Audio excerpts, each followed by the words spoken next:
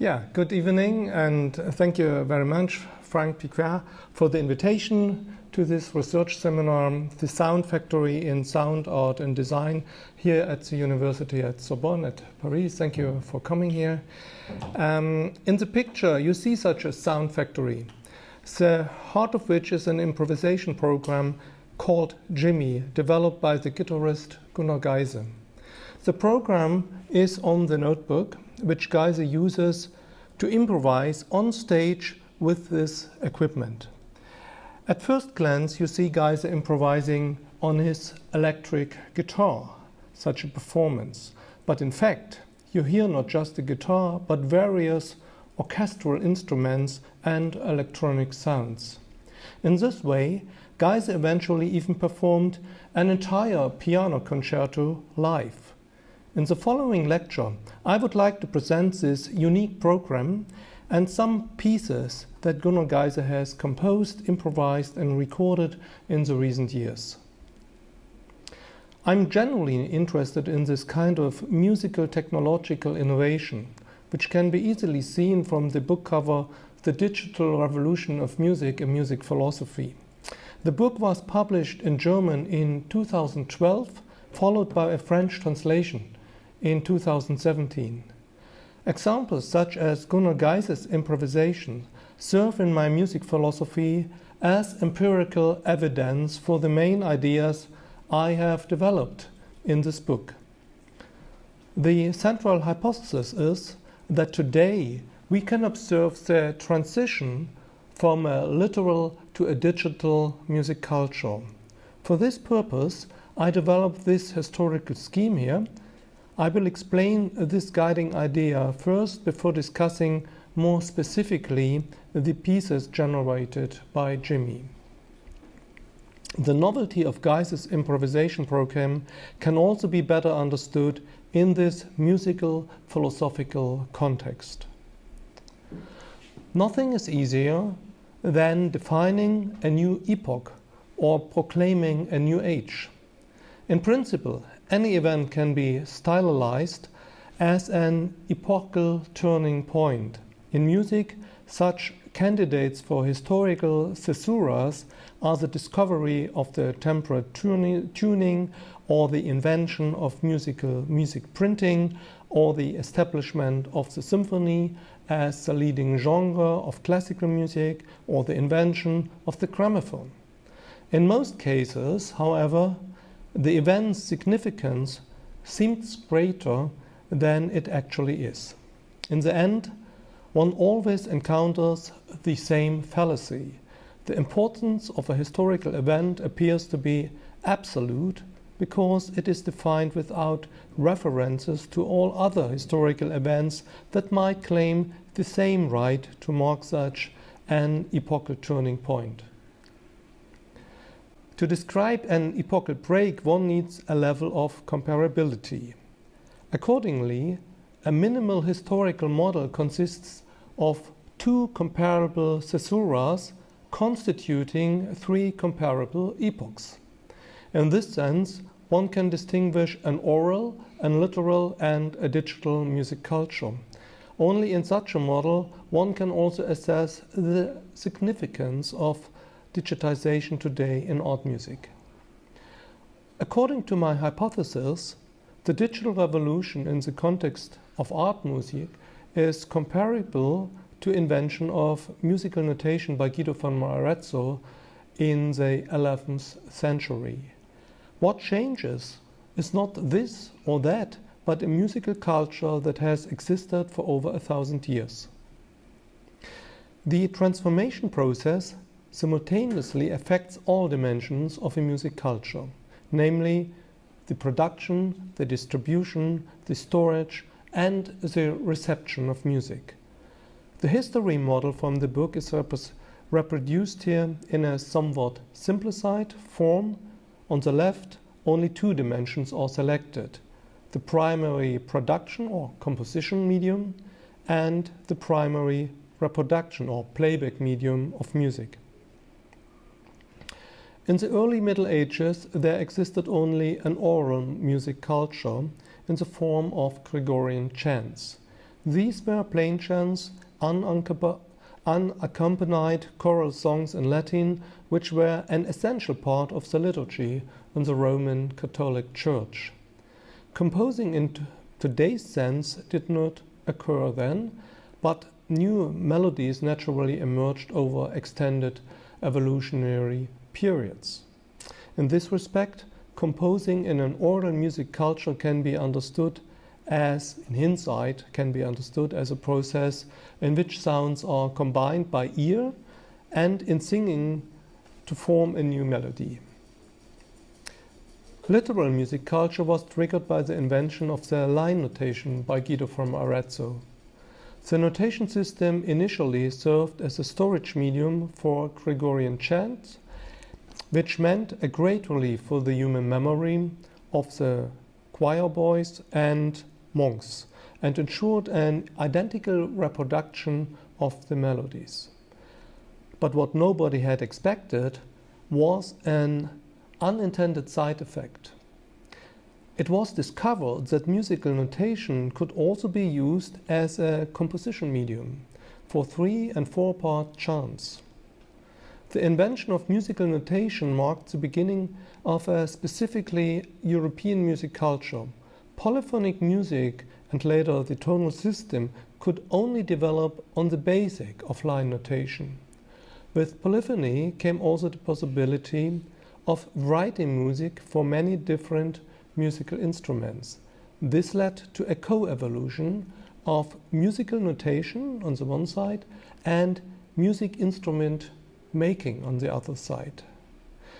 So without the line notation, most of the instrument would not exist. The whole development culminates in the classical music of the 19th century, which follows the guiding idea of absolute music. In the 21st century, literal music culture is being overtaken and replaced by a digital music culture. The primary medium of composition is no longer the medium of the line notation system, but the medium of samples. In addition, the primary playback medium is no longer acoustic musical instruments, but musical sounds from loudspeakers. In the future, most composers of art music will probably no longer write scores, but manipulate samples and sounds. This is the short version of this historical model, which describes two historical caesuras to distinguish 3 musical epochs. The crucial caesura in both cases are the discovery of a new compositional medium, the discovery of the medium of notes in the 11th century, and the discovery of the medium of samples in the 21st century. I want to make 3 more additional additions to this model for better understanding. The first point concerns the aspect of completeness. One can only speak of a new music culture if the transformation process encompasses all dimensions of a music culture, that is, the production, the reception, the storage, and the distribution of music. The primary playback medium of music in an oral music culture is the voice. In a literal music culture, there are musical instruments, and in a digital music culture, we have loudspeakers. One can and must include in the model other dimensions, such as the media of music storage and distribution, which also changed in the 3 musical epochs. The second aspect concerns the scope of the cultural change. To be able to speak of a new music culture, cultural change must encompass all musical subcultures. It must therefore not only refer to popular music, where it is common to compose with samples, but also includes the genres most resistant to digitization, such as the high culture forms of classical music, new music, or jazz. Musique Concrète had already begun composing in the medium of samples in the 1940s here at that place, except that it was tape samples at the time. However, the new music system, or the art music system, hardly changed as a result. Art music was still composed in the medium of musical notation for half a century and performed at the relevant musical festivals with acoustic instruments. New music is thus only really affected by sample compositions today, where the difference of acoustic and electronic music becomes entirely blurred. Besides the aspect of completeness and the aspect of scope, there is a third aspect. This is less about understanding and more about preventing misunderstandings of this historical model. Replacing an old music culture with a new music culture does not mean that all characteristics of the old culture are erased and disappear. Instead, we are dealing with an emergent phenomenon, where all achievements and possibilities of the old music culture remain sublated in the new music culture in the threefold Hegelian sense. That is, the old music culture is not only negated but also preserved and elevated. This emergent phenomena can be observed in all dimensions and are represented here in the model as grayed out terms. If composing in a digital music culture is done in the medium of samples, this does not mean that composers no longer write notated music and that music is no longer performed with acoustic instruments. Instead, music writing and playing acoustic instruments are embedded in a digital music culture. That is important. On the one hand, this embedding can be seen in the fact that composing today no longer takes place with pencil and paper, but in notation programs. Thereby, the musical notation is transferred into digital information, which can then be used to continue working in the medium of samples. In addition, all acoustic instruments are now also available as virtual instruments, that is, in the medium of samples. The fact that literal music culture is suspended in a digital music culture also means that new music possibilities arise. For example, a single musician can play an entire piano concerto on an electric guitar. So much for the music philosophical context of Geisse's improvisations with the program JIMI. JIMI is an acronym for General Improvisational Meta Instrument, which is a name that combines two aspects. JIMI, it is a general improvisational system that can in principle be played with any musical instrument. So not only in Gunnar Geisse's case, not only with a guitar like in Gunnar Geisse's case.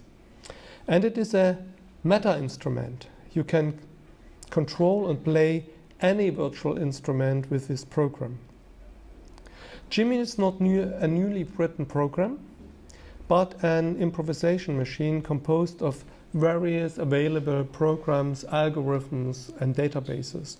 JIMI performs three main functions. First, it performs a spectral analysis of the digitized electric guitar signal, or the electric signal of another instrument.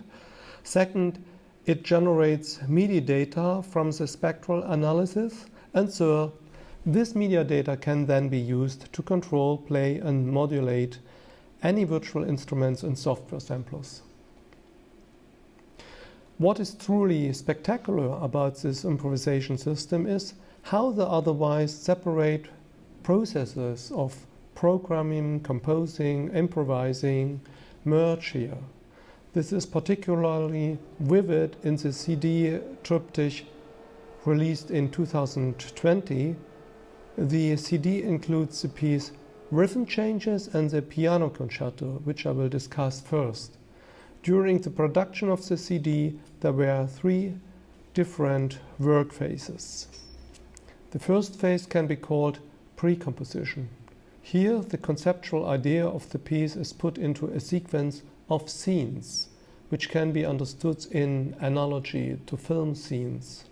Such a conceptual idea is, for example, that an improvisation piece should take the large-scale form of a piano concerto. All this takes place on the Ableton user interface specified by Geisse for his improvisations. On the one hand, this program was equipped with a massive database of hundreds of different virtual instruments and sampled sounds. On the other hand, many algorithms have been imported to create musical structures like soundscapes or loops or generate a specific pitch behavior. On the horizontal axis are virtual instruments, the horizontal axis. Here you can see the corresponding abbreviations for saxophone, woodwinds, flute, oboe, clarinet, piccolo, contrabass, clarinet, contrabassoon, bassoon, bass flute, and string quartet. On the vertical axis on the right side, you can see the scene sequences. Strictly speaking, this is the second sequence for the second part of the piano concerto. Here again is an enlarged view.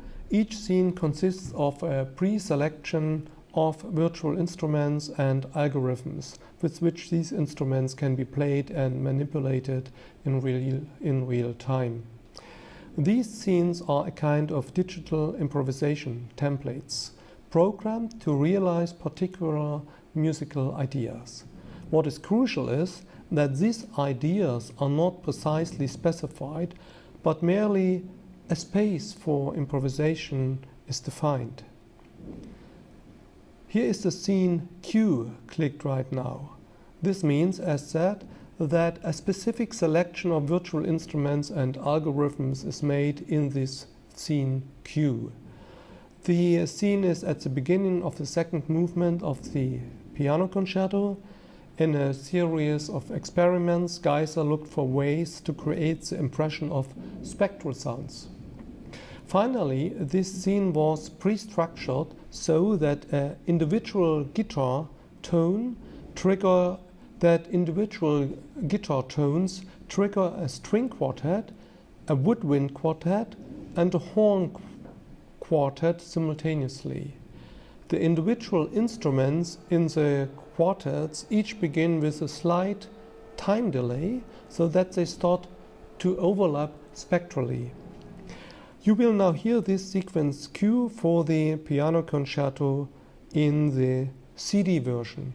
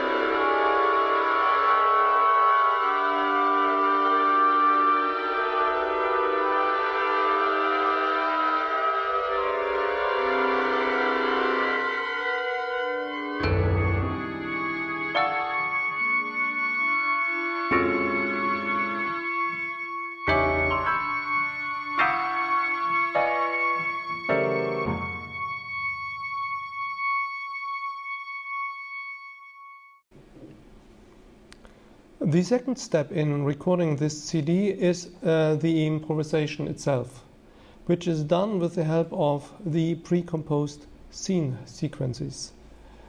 Besides the guitar playing, several devices can influence the improvisation. Previously, there was a foot pedal and a hand MIDI controller, and the computer keyboard was used to trigger the individual scenes via shortcuts. Meanwhile, a programmable foot pedal replaces the hand controller and the keyboard, which can be seen in the middle. As I said, with the help of Jimmy, you can convert analog signals from any instrument into MIDI data and use it to control the database of virtual instruments. For example, there's also a project where a clarinetist wants to perform the same piano concerto which Geisse played with his electric guitar. The third working phase in the CD production would be called the post-production phase in film. In relation to music, it seems more appropriate to speak here of a post-composition phase. This post-composing takes place in the arrangement flow of Ableton Live, which you can see here. Geisse recorded over 100 improvisational variations of some individual scenes. From this multitude of audio samples, he then compiled the final version of the piano concerto. In principle, Geisse works here the same as a composer for electronic music. I would like to play you 2 clips from the piano concerto. First, you will hear the first 2 minutes from the first movement of the second part.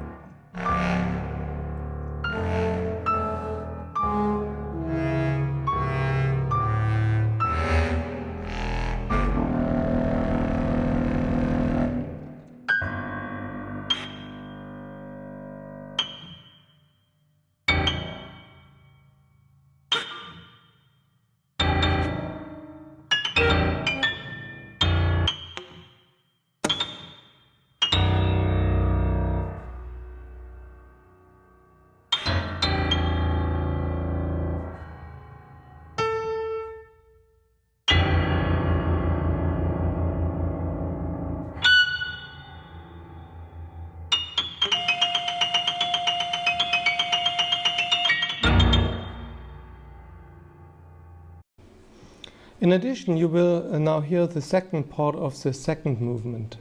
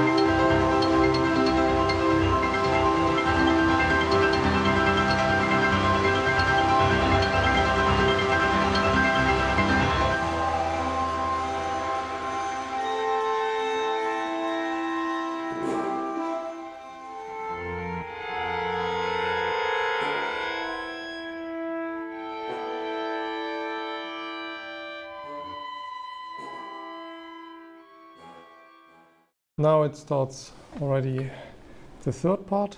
So the two pieces published on the CD can also be performed live. In such live performances, the post-compositional phase is then correspondingly absent. In my opinion, the CD recording has a greater aesthetic conciseness than the live performance, which is unsurprising if one understands the third working phase as an extended compositional phase. For the CD production, the aesthetically most interesting passages were selected and compiled from hundreds of improvisations. This aesthetic selection is absent in the live performance, but now a visual dimension is added that does not exist in the CD recording. Finally, Jimmy allows for entirely unmediated improvisations where neither a pre-composition nor post-composition exists. An excellent example of this use of Jimmy is the CD Wannsee recordings from 2017.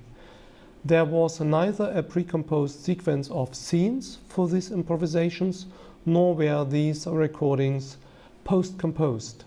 One can find 34 miniatures on the double CD, primarily testing the possibilities of improvising with different ensembles, ensemble instrumentations of virtual instruments.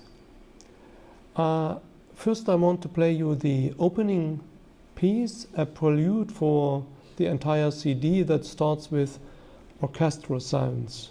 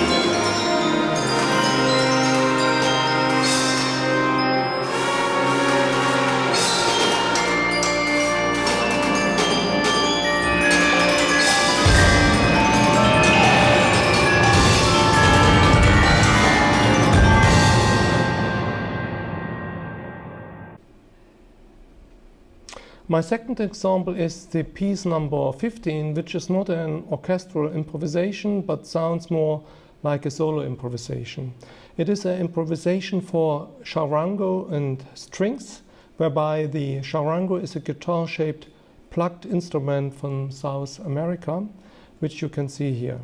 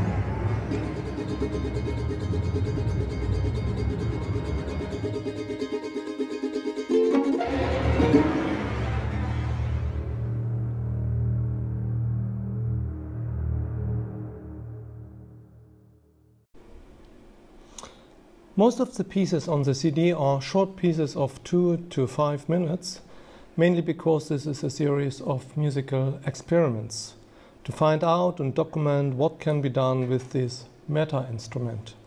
As I said, a jimmy is used here directly as an improvisational instrument without pre-compositional and a post-compositional phase. What one cannot do in this way, however, is to generate large forms like a piano concerto.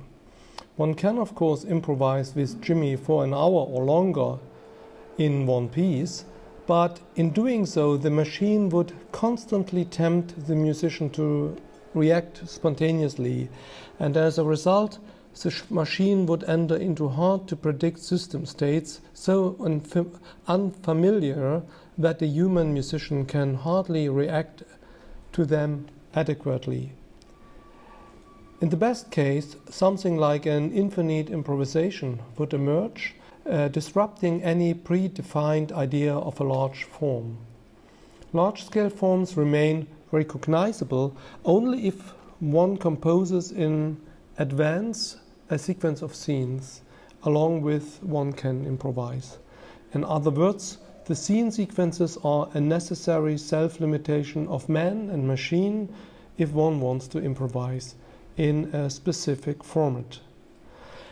I would like to play you now the piece Color by Numbers. It is a video recording of a lecture performance at a jazz festival in Würzburg in 2019. At that venue I gave this lecture here in German, which was framed by 2 live compositions by Gunnar Geisse, and one of these live compositions is Color by Numbers.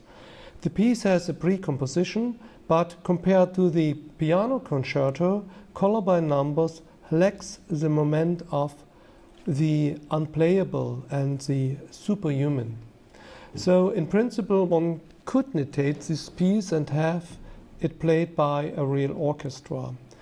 It is essential to the concept of this piece that every sound can be played for real, and yet everything you hear is an entirely artificial improvisation.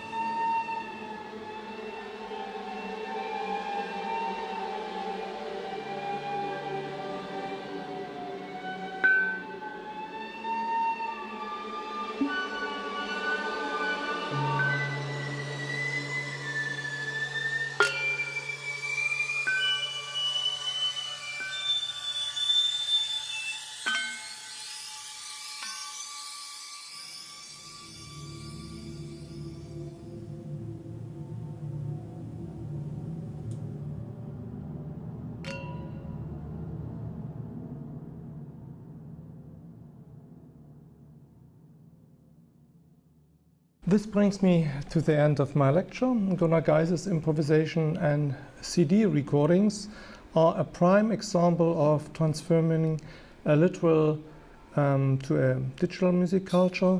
When I published the book The Digital Revolution of Music, a Music Philosophy in 2012, this title still seemed very speculative because the theory was more like a thought experiment and could not be substantiated with relevant examples at that time. I have been looking for such evidence and have collected convincing examples in the last 10 years. And in 2023 I published the book Music and Reality, Models of Music Philosophy, which contains such examples from the last 5-7 years with related work analysis and interpretations.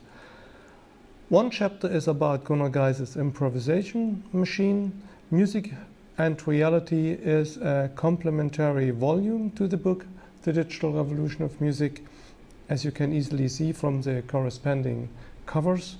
And I would now open the discussion. Later I can give you further examples from other composers if there's still enough time. Thank you very much for your attention and for your invitation.